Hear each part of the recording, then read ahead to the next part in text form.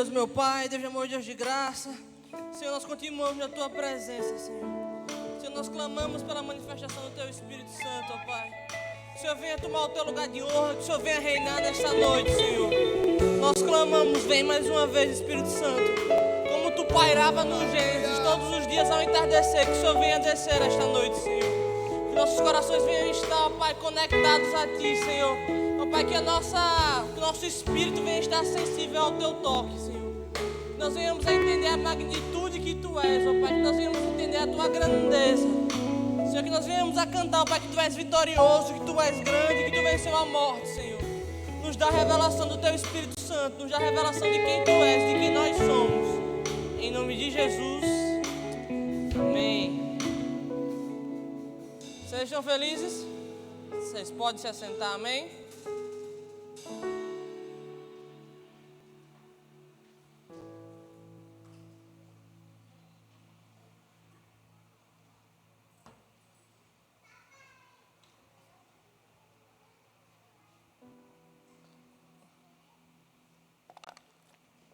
Abra a Bíblia de vocês no livro de Gênesis, no capítulo 1. Nós vamos passear um pouquinho sobre o capítulo 1 de Gênesis, amém? Quando nós começamos a ver a criação, quando nós começamos a analisar Deus fazendo o mundo, Deus fazendo a terra, nós percebemos que ao final de cada dia, ao final de cada ato, nós vemos Deus olhando para a sua criação e falando, e Deus viu que era bom. Deus fala que haja luz e houve luz. Deus faz divisão entre a terra seca e os mares. Deus cria os animais. Deus cria o homem. Deus descansa. E sempre ao final da criação Deus fala, e viu Deus que era bom. A criação do mundo, ela é perfeita. É a obra-prima do Pai. Ele nos faz a sua imagem e semelhança. E no Gênesis, Adão e Eva viviam exatamente a plenitude do propósito de Deus. Nós vemos que todos os dias, ao entardecer, o próprio Deus descia e se relacionava face a face com Adão e com Eva. Todos os dias, na viração do dia, no entardecer, o Espírito de Deus descia e se relacionava. E aquilo era um ambiente de paz, onde não existia tristeza, não existia angústia, não existia medo, não existia sofrimento, sequer existiam dores de parto. Não tinha necessidade do trabalho, não tinha o sofrimento do trabalho, para reformularmos. Então era a obra-prima do Pai, era a obra-prima de Deus, uma relação íntima, sem intermediários. O homem falava diretamente com Deus. E quando a serpente vem e tenta Eva e tenta Adão e eles caem, nós temos um rompimento dessa relação contra Deus e o homem. Nós vemos lá que Adão sentiu vergonha, ele estava nu e sentiu vergonha diante de Deus. Ele é retirado do paraíso. Ele é retirado até como uma forma de cuidado, porque no Éden era santo, era puro, era obra-prima do Pai. Então ele, com o pecado, não poderia mais habitar naquele lugar. Então Deus tira ele de lá para não ser fulminado. E nós temos ali uma ruptura. Nós temos ali uma fragilidade. E a partir dali a relação entre Deus e o homem, ela muda um pouco. Porque antes, na viração do dia, ao entardecer, Deus vinha e se relacionava com Adão, vinha e se relacionava com Eva.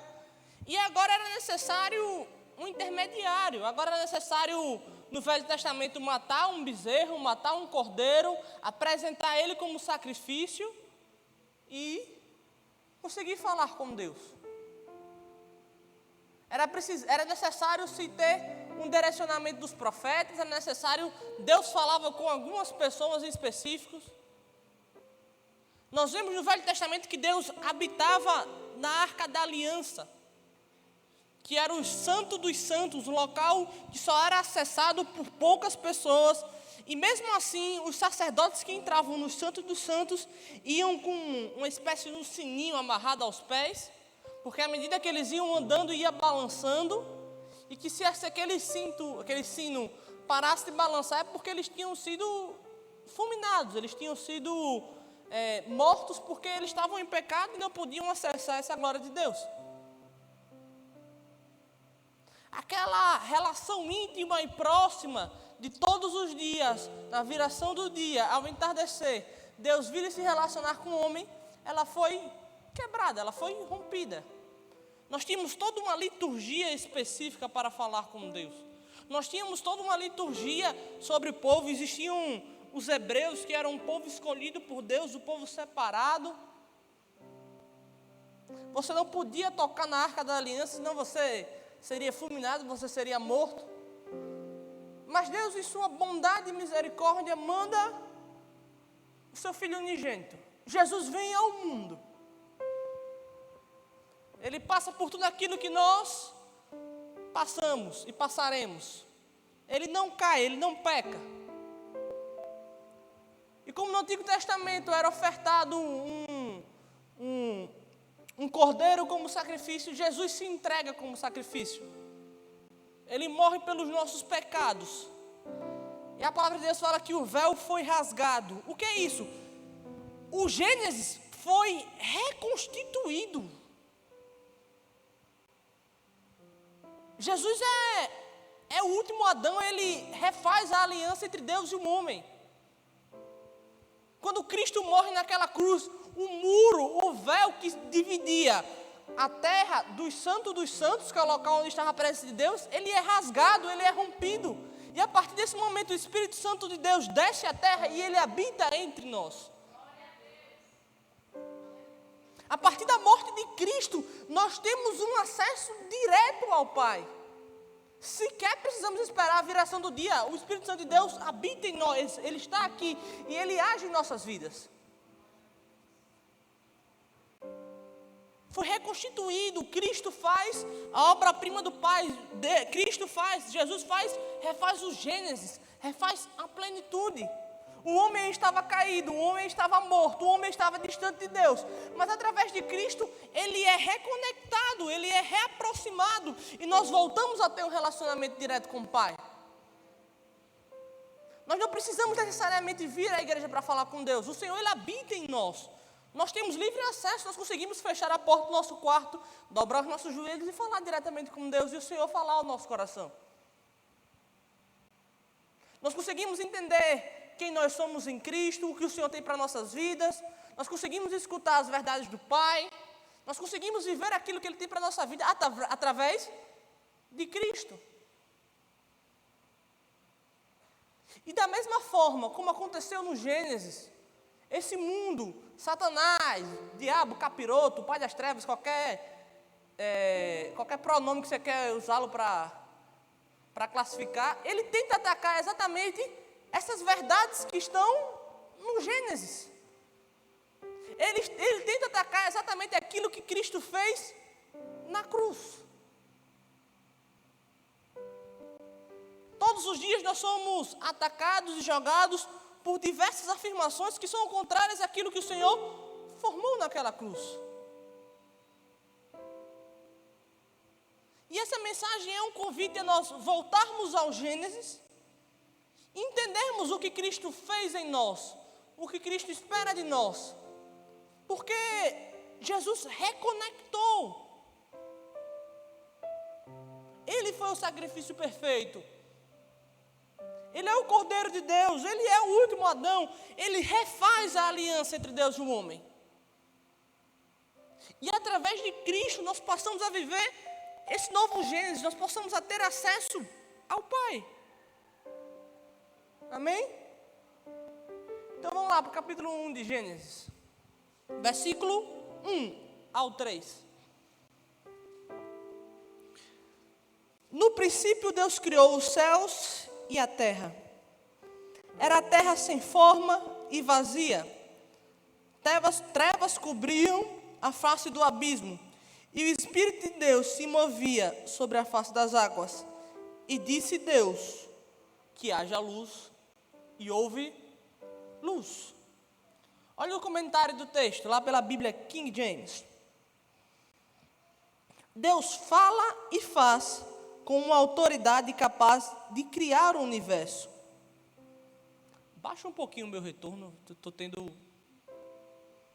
um ecozinho. Vamos lá. Deus fala e faz com uma autoridade capaz de criar o universo. O verbo criou, do hebraico bará, se refere a um tipo de atividade criativa que só Deus pode executar. Perceba que o mundo ele era sem forma e vazio. Não existia nada. Existia uma grande escuridão, um grande vácuo absoluto.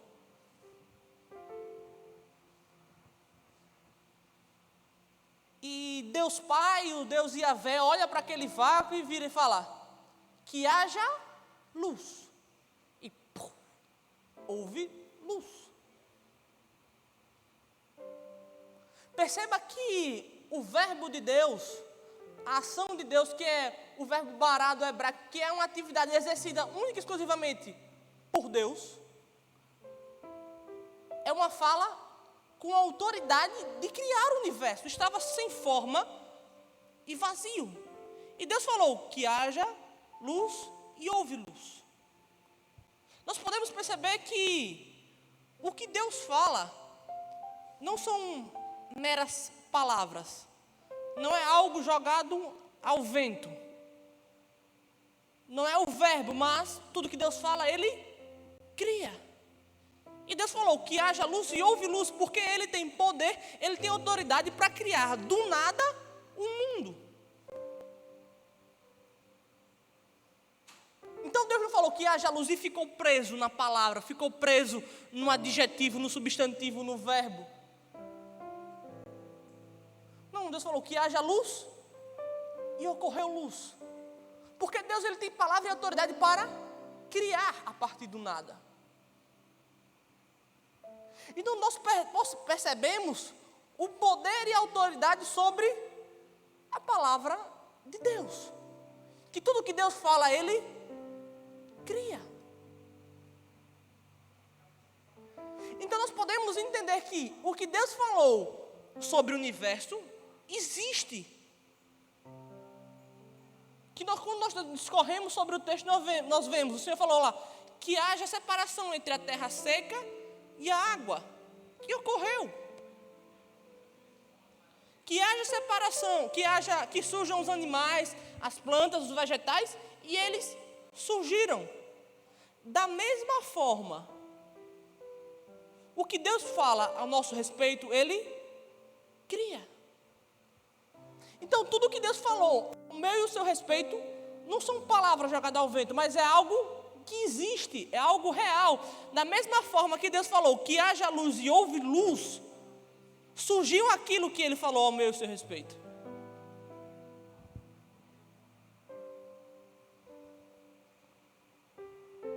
Então, o que Deus fala ao meu e ao seu respeito é um lugar que surgiu e existe. Quando Deus vira para nós e fala, porque eu bem sei os planos que tenho a vosso respeito, diz o Senhor, são planos de paz e não de mal, para vos dar os fins que espereis. Isso quer dizer que esse lugar de paz e não de mal, para dar e realizar o desejo do seu coração, é um lugar que existe, porque ele foi criado por Deus.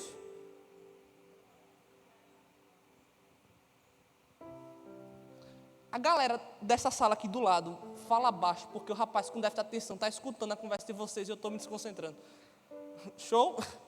Eu bugo, o TDAH aqui bate forte. Amém? Vamos lá. Então, o que Deus fala ao meu seu respeito são verdades. É um local que existe. E o primeiro ponto que o mundo ele quer atacar em nós é exatamente o que Deus fala a nosso respeito. Quem nós somos em Cristo. E no decorrer do texto nós vemos Deus criando o homem. E como é que isso ocorre? Vamos lá. Versículo 26 e 27. Desce um pouquinho.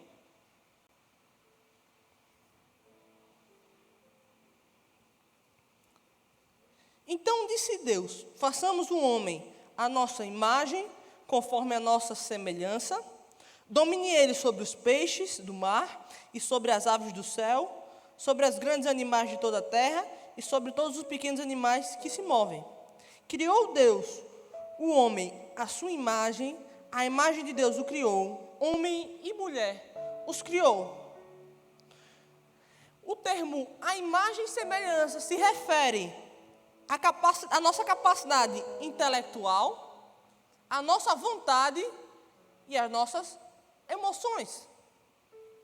Perceba que todos os outros seres são seres de capacidade intelectual limitada. Por mais que você ache o seu cachorro muito inteligente, ele não se compara a uma criança de 5 anos. Ele não tem a capacidade intelectual de uma criança de 5 anos. Por quê? Porque Deus deu graça, Deus iluminou o homem, de modo que nós temos a capacidade intelectual de raciocinar. O Senhor, quando fala da questão da imagem e semelhança, fala das emoções do homem. Deus nos deu saúde mental e emocional. E o que é que o diabo quer fazer? Ele quer atacar essas verdades que Deus derramou sobre a nossa vida. Qual é o mal do século? Qual é a grande doença do século? Nós temos altos índices de depressão, nós temos altos índices de ansiedade, altos índices de suicídio. A Bia, no último mês, ela estava no rodízio de psiquiatria e ela me falou uma frase do professor dela que me chamou muita atenção. Um dos professores dela falou o seguinte, que uma patologia psíquica não é exceção na população, mas é a regra. De que a maioria da população, a maioria absoluta da população, desenvolve algum distúrbio psíquico. Que isso não era a exceção, mas sim a regra. Por quê? Porque o mundo, ele tenta atacar as nossas emoções. Porque quando nós ficamos ansiosos, o que é a ansiedade senão o medo do futuro, o medo do incerto? Mas quando nós voltamos para o Gênesis, nós entendemos de que o futuro a Deus pertence, porque o homem pode fazer muitos planos, mas o agir, o resultado, o amanhã pertence a Deus. E nós cantamos aqui, porque Ele vive, posso crer no amanhã, porque Ele vive, temor não há. Porque Ele vive, porque eu bem sei que a minha vida está nas mãos do meu Senhor. Então, quando nós estamos ansiosos, aflitos com o futuro, nós estamos literalmente esquecendo daquilo que Deus fez, daquilo que Deus faz. É por isso que quando Deus está falando em parábolas, Ele fala assim, mas vocês estão com medo do que vão comer amanhã, do que vocês vão vestir amanhã? Se as flores, as árvores, os animais que valem menos do que vocês, eles vão ter alimentos, vocês acham que Deus Pai, em toda a sua bondade, em todo o seu amor, vai deixar faltar na mesa de vocês? Amém. Vai lá, velho. Eu vou bugar na mensagem. Amém? Então perceba que Satanás começa a atacar o nosso espírito, começa a atacar a nossa alma. Porque nós estamos conectados com Deus. Nós temos uma geração depressiva, angustiada, aflita. Quando nós voltamos para o Gênesis e olhamos para Cristo, nós entendemos que a nossa alegria, ela vem do Senhor. Sabe, e isso não é teologia da prosperidade, porque nós voltamos e vemos para a Bíblia, e nós vemos Paulo orando ao Senhor, porque estava com um espinho na carne. E Deus vira para Paulo e fala, não vou tirar o seu espinho na carne. E Paulo vira e fala, porque eu pensei que porque Deus vira para Paulo e fala assim, porque o meu poder se aperfeiçoa na fraqueza. E esse mesmo Paulo, que teve a sua oração negada por Deus, escreve: porque todas as coisas cooperam para o bem daqueles que amam a Deus e são chamados segundo o seu propósito. Todas as coisas. O mesmo Paulo que sofreu, o mesmo Paulo que foi humilhado, o mesmo Paulo que aprende a ter alegria, seja na fartura, seja na escassez. Ou seja, nós começamos a ter a nossa identidade em Cristo deturpada. Nós começamos a ter quem nós somos em Cristo atacados. Porque se o Senhor nos fez a sua imagem e semelhança, se o Senhor nos fez a sua imagem e semelhança do Pai, nós estamos conectados com Ele. Isso faz sentido? Faz sentido que quando Deus nos faz a sua imagem e semelhança, Ele nos está dando paz e saúde mental? A palavra, o grego fala assim, essa imagem e semelhança que Deus fala sobre nós, fala sobre as nossas vontades, o nosso conjunto ético e moral. Nós somos uma geração muito impulsiva aos nossos desejos. Nós precisamos ser hedonistas, satisfazer todas as nossas necessidades a todo momento. Mas sabe, em Cristo nós entendemos que, peraí, eu não sou um animal, não sou um cachorro que precisa executar as suas necessidades, que precisa fazer o seu instinto. Nós temos domínio próprio, que é um dos frutos do Espírito. Sabe, e Satanás ele vai atacando o corpo, alma e espírito. O mundo vira para nós e fala, vocês não são inteligentes, vocês não têm capacidade intelectual. Vocês não vão chegar lá. Vocês precisam satisfazer todas as suas necessidades o quanto antes possível. O mais rápido possível. E você vai ser angustiado, você vai sofrer, você vai ser aflito, você vai ser ansioso, você vai ser depressivo, você não vai ter alegria de vida. Quando na verdade Deus virou para nós, Deus cria um homem à sua imagem e semelhança, a sua imagem e semelhança em corpo, alma e espírito, nos dá alegria de vida, nos dá esperança e nos revela quem nós somos. Sabe, quando nós podemos chegar diante do espelho e olhar no espelho e falar, e saber que nós somos criados à imagem e semelhança do Pai. Nós somos a única criatura criada à imagem e semelhança de Deus. Aí o mundo quer virar para nós e dizer que nós somos frutos do acaso, que nós somos frutos de um erro, fruto de uma causalidade. Quando na verdade a palavra de Deus fala que o Senhor tem contado a quantidade de fios de cabelo que nós temos. Que o Senhor sonhou com todos os dias da nossa vida e Ele tem anotado no livro da vida tudo que Ele sonhou para nós, todos os nossos dias, todos os nossos sonhos, toda a nossa rotina, a nossa vida. Tudo isso foi planejado e feito por Deus. E da mesma forma que Deus falou que haja luz e houve luz, da mesma forma o Senhor falou sobre a nossa vida, Ele criou e planejou a nossa história, e essa história, ela existe. Sabe, e cabe a nós escolhermos se nós queremos viver isso que Deus entregou sobre a nossa vida, ou nós acreditarmos naquilo que o mundo entrega sobre nós. E o que o mundo entrega sobre nós? Verdade sobre quem nós não somos. Como assim? Nós voltamos e olhamos para o Gênesis, voltamos e olhamos para Cristo, e vemos o Senhor falando que nós somos filhos amados, que o Senhor planejou com a nossa história e que Ele é um bom Pai. O mundo vira para nós e fala, seu pai não te ama, você é rejeitado pela sua família, você é um excluído. Mas o Senhor está dizendo, não, eu sou um bom pai, você é um filho amado. Eu sonhei e planejei com a sua vida. O mundo coloca angústia no nosso coração, coloca medo. Chega a segunda-feira, domingo, toca a música do Fantástico, bate um medo, bate uma angústia, fala, meu Deus, mais uma semana. Quando o Senhor fala, calma, jovem, relaxa. Porque eu pensei os planos que tenho a vosso respeito, diz o Senhor, são planos de paz e não de mal.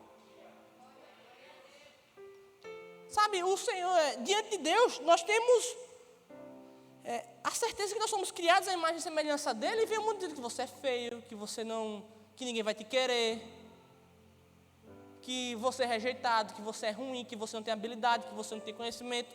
Quando o Senhor derramou sobre nós graça, e o Senhor fez sobre nós a imagem e semelhança dele, é por isso que nós somos atacados em nossa identidade, por isso que nós somos atacados em quem nós somos. Porque Satanás quer atacar todas as verdades que foram construídas no Gênesis. Quer dizer que nós vivemos aprisionados ao pecado, ao erro, mas não, Cristo morreu naquela cruz.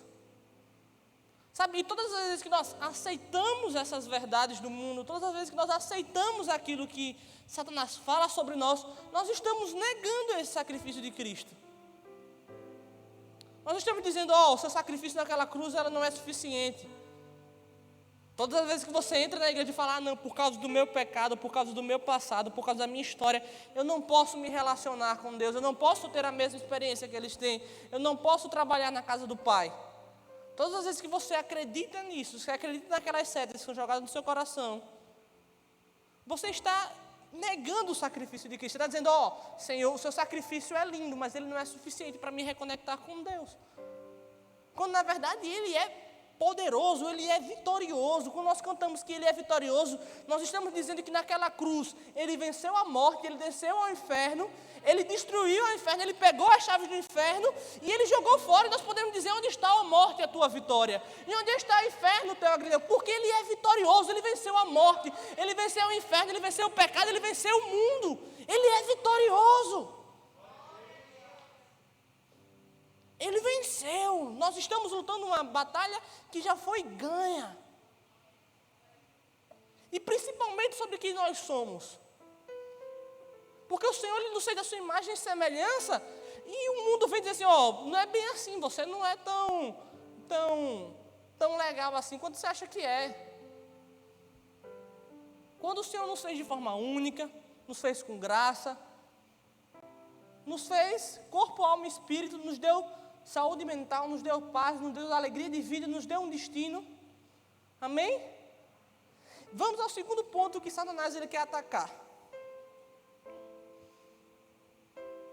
Versículo 28.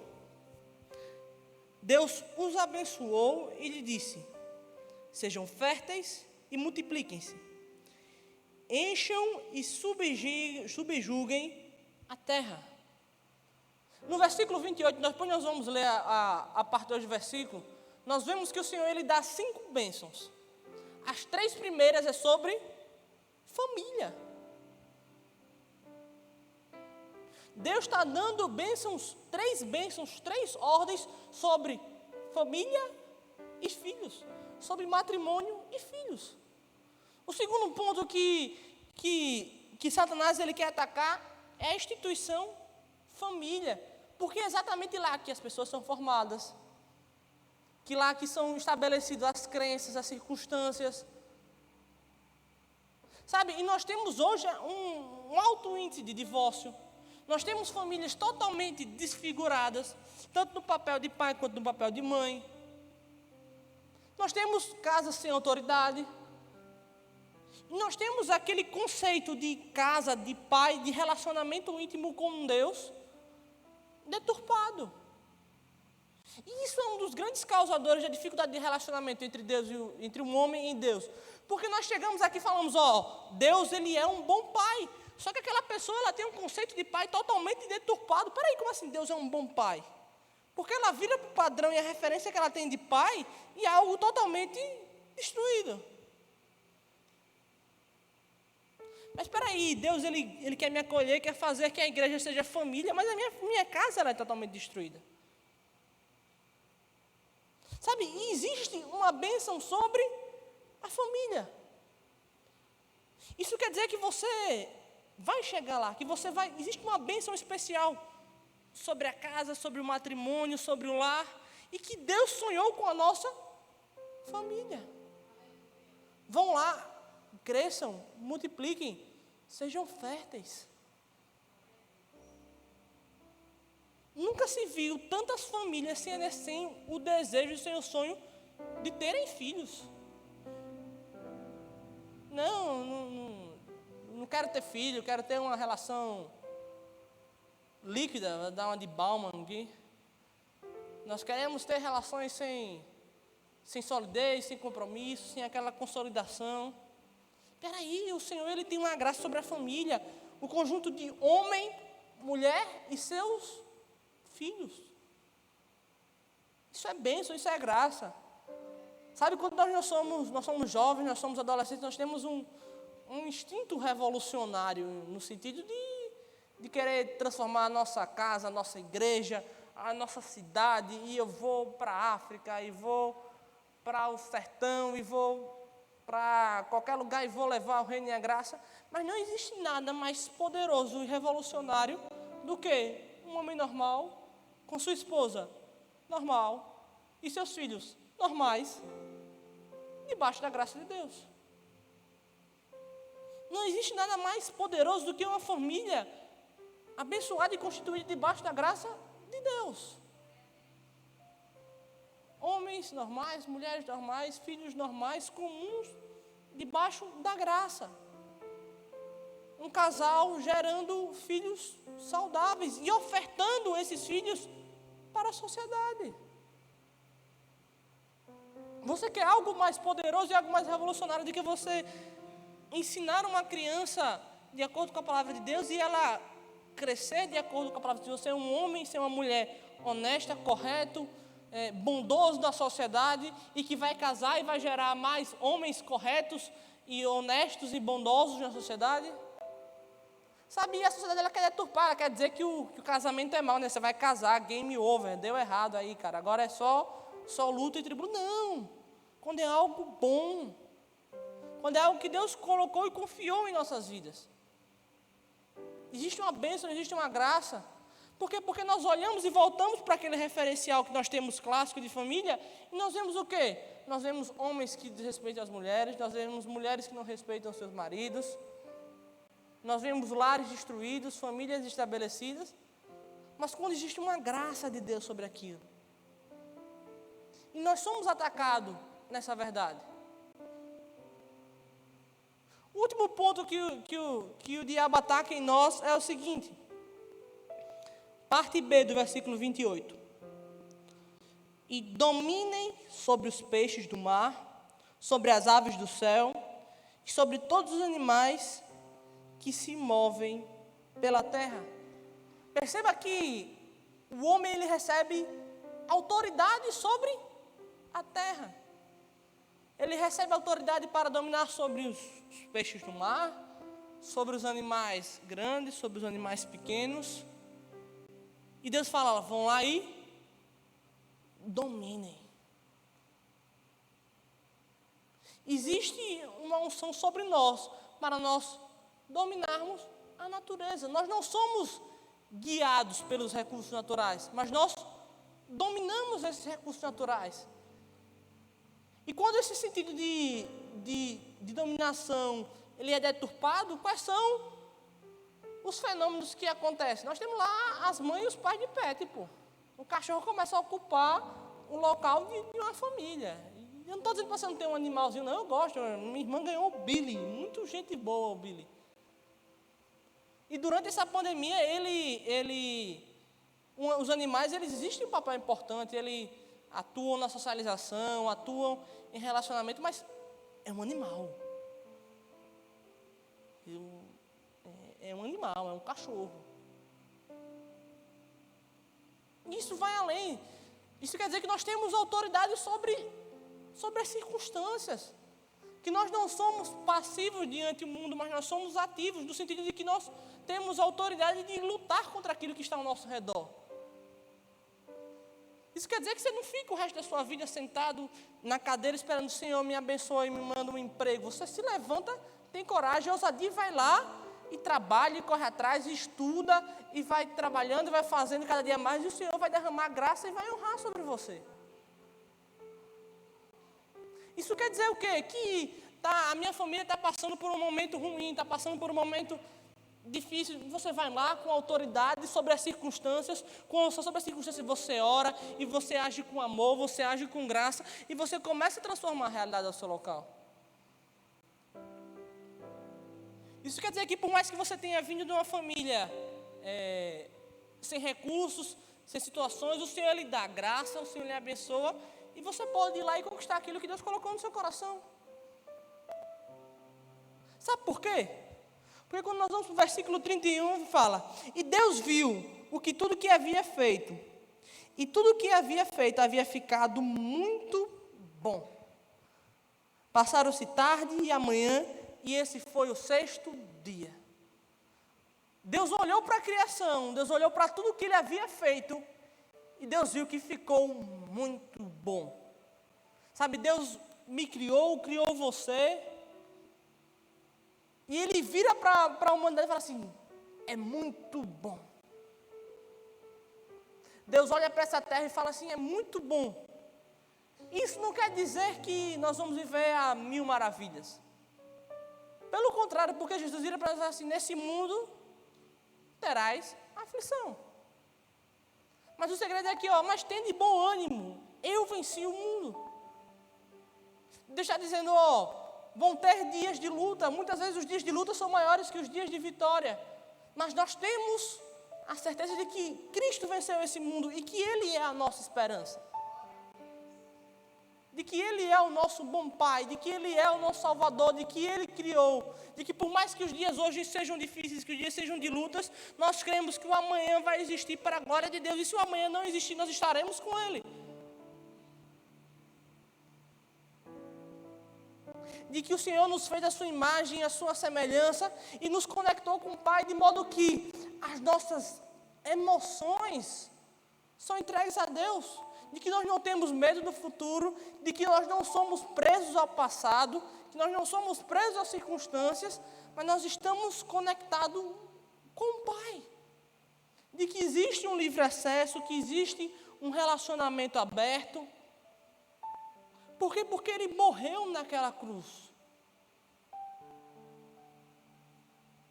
Realmente, a serpente tentou Eva e Adão caíram, e foi quebrada essa relação entre Deus e o homem. Mas Cristo veio, Jesus veio a essa terra, Ele morreu naquela cruz, Ele se deu como ovelha muda vai ao matadouro. E Ele reconectou esse Gênesis, para que nós possamos viver a obra-prima do Pai. Isso quer dizer que apesar das lutas, nós temos o conforto de que Ele estará ao nosso lado caminhando conosco. Isso quer dizer que a angústia não pode parar em nosso coração, porque nós temos nele a esperança. E nós temos autoridade para repreender isso, para repreender o dia mau, para repreender a aflição, para repreender isso. Porque o Senhor olhou para a minha vida e Ele quer constituir uma família em você. Ele quer que você viva em paz, em harmonia, que você gere pessoas saudáveis, que você gere crianças saudáveis, que você não venha a ter um casamento deturpado, que porque o seu passado é disso, mas que existe algo novo e bom da parte de Deus. Porque Deus olhou para toda a criação e viu Deus que era bom. Porque Ele é poderoso, Ele é vitorioso, Ele venceu naquela cruz. Sabe, Ele venceu o mal, Ele venceu o pecado, Ele venceu a nós mesmos. Nós estávamos caídos, perdidos, jogados ao pecado, jogados ao relento, mas naquela cruz Cristo morreu por nós. E Ele reconectou essa relação. Ele refez essa ligação. E nós temos livre acesso ao Pai. E nós não podemos fazer com que o mundo esteja cravado no nosso coração. Sabe, isso é um exercício diário. Um exercício diário porque as circunstâncias muitas vezes vão testar a nossa fé. E o dia mau vai chegar. E o mundo ele vai nos atacar sobre o que Deus derramou sobre a nossa vida. E vão existir situações que você vai ver, mas Deus não prometeu sobre mim? Deus não entregou graça sobre a minha vida? Nós temos que ter a maturidade e a confiança de que Ele é Deus e Ele continuará e será fiel e justo para cumprir o que Ele prometeu. Nós não podemos deixar a mentalidade do mundo invadir nosso coração. Porque Cristo, Ele é vitorioso. Todas as vezes que nós cantarmos essa música, nós temos que lembrar que Ele venceu, e Ele venceu naquela cruz. Que Ele foi ao inferno, que Ele venceu a morte, que Ele venceu o pecado, e que nós não estamos mais presos às verdades e ao pecado desse mundo, que nós fomos libertos pelo Cristo ressurreto na cruz do Calvário, e que nós temos um livre acesso com Deus. Amém? Equipe do louvor, você pode ficar de pé.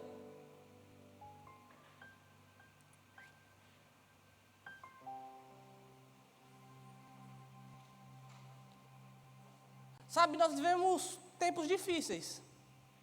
Porque esse mundo jaz no maligno. Esse mundo está passando por lutas, por tribulações. E a todo momento nós seremos atacados sobre o que Deus fez na nossa vida. A todo momento esse mundo vai querer atacar quem você é. Esse mundo vai querer deturpar aquilo que Deus fez na cruz por você. Esse mundo vai querer deturpar o conceito de família. O mundo vai querer dizer que as circunstâncias vão determinar quem você é, que a sociedade vai determinar o que você é, que o que você tem que sonhar de acordo com o que Ele determina. Quando na verdade o Senhor, Ele criou um mundo completamente diferente. E através de Cristo na cruz, nós temos acesso a essa nova realidade. Em Cristo nós temos acesso àquilo que Deus fez no Gênesis. E quando Ele voltar, quando chegar a hora, e que Ele vier buscar a sua igreja, nós subiremos e encontraremos com Ele e desfrutaremos da nova Jerusalém celestial. E mais uma vez um local em que não existirá medo, que não existirá angústia, que não existirá dor, nem doença, nem sofrimento.